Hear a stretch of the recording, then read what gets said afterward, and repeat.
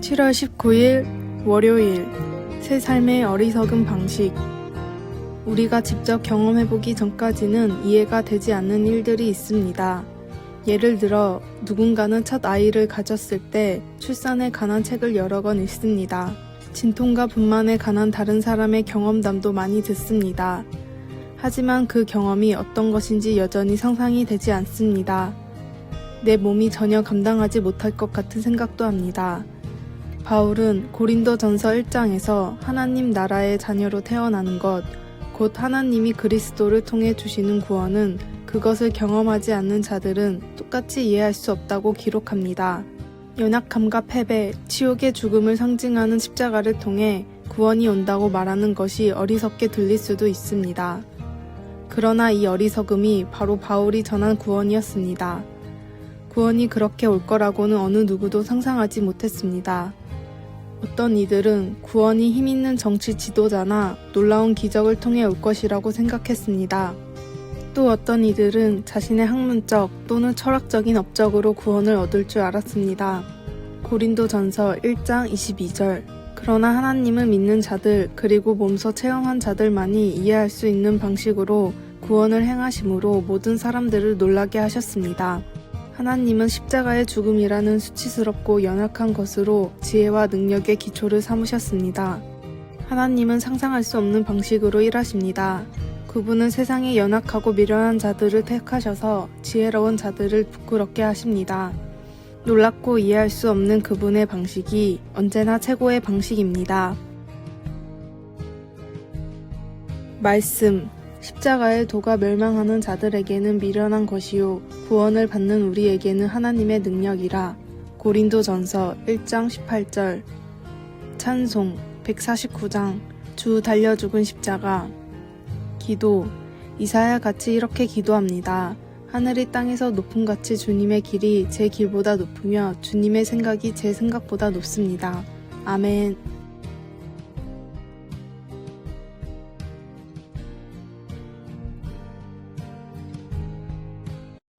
7월 20일 화요일. 하루에 1시간. 세계 체스 챔피언인 조슈아 와츠키는 최고의 자리를 지키기 위해서 하루 종일 체스에만 몰두했습니다. 그러나 그럼에도 대충 흘려보내는 시간이 너무 많다는 것을 깨닫고는 몸을 단련하기 위해 하루에 1시간씩 태극권을 수련했습니다. 그리고 그로부터 10년 후에는 태극권으로 세계 챔피언의 자리에 올랐습니다. 페이스북의 창업자 마크 저커버그는 매년 다른 목표를 세워 일주일에 5시간을 투자합니다. 지난 1년 동안은 하루 1시간 중국어를 공부했으며 또 어떤 해에는 1시간 동안 조깅을 했습니다. 그러나 어떤 일을 하든지 하루 1시간은 반드시 목표로 정한 일을 했습니다. 이런 생활 패턴은 5시간의 법칙이라고 불리는데 벤자민 프랭클린이 평생 점심시간을 쪼개 독서를 했던 것에서 나온 습관입니다. 벤자민 프랭클린은 자신의 성공의 이유를 5시간의 법칙이라고 자서전에 기록했고 이 지침을 따라 빌 게이츠와 앨런 머스크도 하루에 1시간씩은 반드시 독서를 합니다. 뿐만 아니라 그 밖에 수많은 명사들이 아무리 바빠도 이 5시간의 법칙을 다양한 방법으로 활용하고 있습니다. 더 나은 미래를 위해서 투자할 수 있는 시간은 바로 오늘뿐입니다. 오늘 실패하는 사람은 성공할 수 없고 오늘을 예배하지 않은 사람은 신앙을 성공할 수 없습니다. 나의 실력과 영성을 위해서 필요한 일들로 하루에 1시간은 반드시 채우십시오. 오늘의 말씀. 또 비유로 말씀하시되 천국은 마치 여자가 가로서 말 속에 갖다 넣어 전부 부풀게 한 누룩과 같으니라. 마태복음 13장 33절. 오늘의 찬송 370장. 주 안에 있는 나에게. 오늘의 만나. 정말 중요한 일을 위해서 반드시 시간을 내는 결단과 여유를 허락하소서. 신앙과 실력을 위한 하루 1시간 계획을 세웁시다.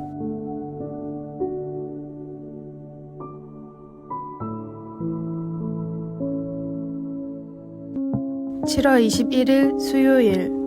다양함의 행진. 수십 년 동안 런던은 문화적으로 가장 범세계적인 도시들 중 하나였습니다.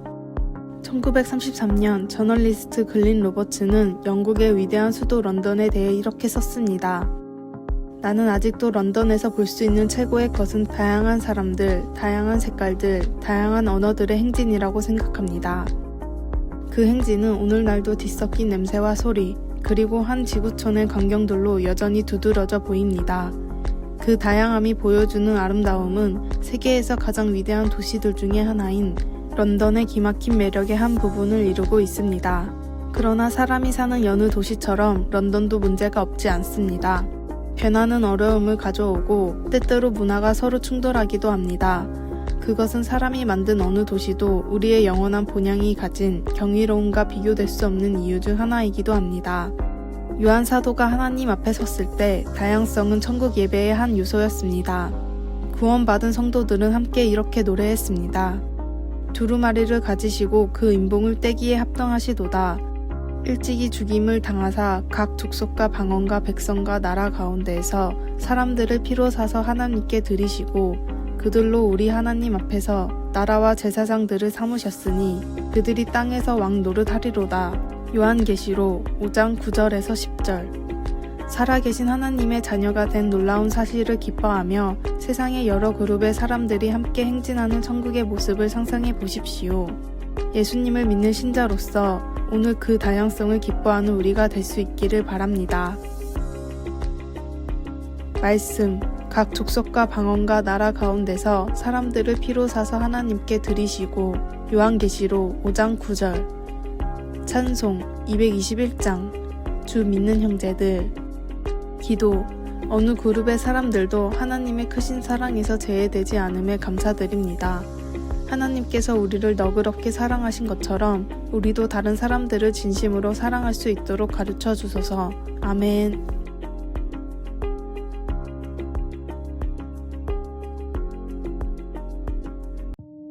(7월 22일) 목요일.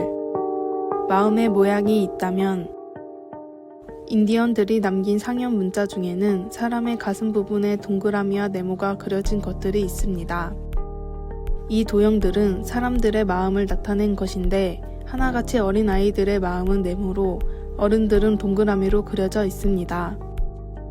인디언들은 이 이유를 이렇게 설명합니다. 어린 아이들은 작은 잘못을 저질러도 금방 뉘우칩니다. 양심의 가책을 받아 거짓말을 잘 못하고 금방 드러나기 때문입니다. 인디언들은 그 이유를 아이들의 마음은 네모로 되어 있어서 잘못을 하면 모서리에 찔려 참을 수가 없어서라고 생각했습니다. 반면에 그렇게 반복해서 죄를 짓고 잘못을 하다 보면 뾰족한 모서리가 닳아서 점점 동그래지는데 그래서 어른이 되면 더 이상 어린 시절과는 달리 거짓말을 해도 양심의 가책을 못 느끼고 잘못을 하고도 덮어두려는 경우가 많다고 생각했습니다. 우리의 어린 시절을 생각해도 비슷합니다. 작은 실수 하나에 금방 울며 죄를 뉘우치고 거짓말도 잘 하지 못해 가슴이 콩닥거리던 때가 있었지만 이제는 잘못을 저지르고도 정당화를 시키거나 오히려 남을 비난할 때도 많습니다. 지금 내 마음의 모양이 보인다면 어떤 모양일까요? 죄의 타성에서 벗어나 진리를 향한 통렬한 뉘우침이 있는 마음과 신앙을 가지십시오. 오늘의 말씀. 의인의 길은 정직함이여 정직하신 주께서 의인의 첩경을 평탄하게 하시도다. 이사야 26장 7절. 오늘의 찬송 424장. 아버지여 나의 맘을. 오늘의 만나. 주님, 조금씩이라도 죄에 빠지는 일들로부터 멀어지게 하소서.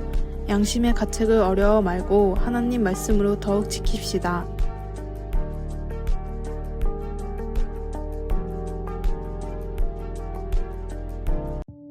(7월 23일) 금요일.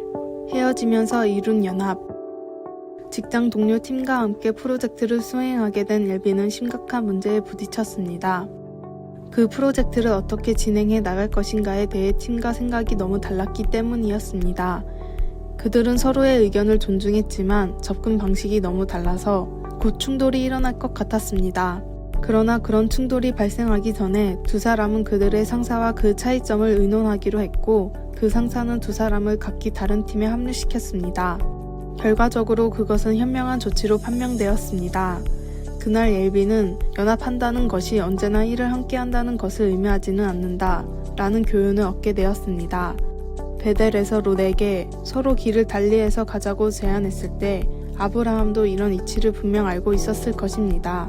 창세기 13장 5절에서 9절. 두 사람의 가축을 함께 칠 공간이 충분하지 않은 것을 보고 아브라함은 서로 분리할 것을 지혜롭게 제안한 것입니다. 그러나 먼저 롯이 친척임을 상기시키며 그들이 한 친족이라는 점을 강조했습니다. 그러고 나서 아브라함이 나이가 더 많았지만 아주 겸손한 자세로 조카에게 먼저 선택하라고 했습니다. 어느 목사가 표현한 것처럼 그것은 조화로운 헤어짐이었습니다. 하나님께서 우리 각자를 개성 있게 만드셨기 때문에 우리는 같은 목표를 이루기 위해 따로 일하는 것이 더 나을 때가 있습니다. 다름 속에 하나가 있는 것입니다. 하지만 그럼에도 우리는 하나님의 가족 안에서 서로 형제 자매임을 결코 잊지 말기를 바랍니다. 우리는 일을 서로 다른 방식으로 할 수는 있지만 같은 목적 안에서 서로 하나입니다. 말씀. 우리는 한 친족이라 너나 나나 서로 다투게 하지 말자. 창세기 13장 8절. 찬송 219장. 주 하나님의 사랑은. 기도. 사람들과 하나 되어 함께 일할 수 있게 도와주시고 언제 서로 헤어져서 섬기는 것이 가장 좋은지 분별할 수 있도록 도와주소서. 아멘. 아래의 빨간색 글자 구독을 누르시어 더 많은 전도의 열매를 맺으시기를 기도합니다.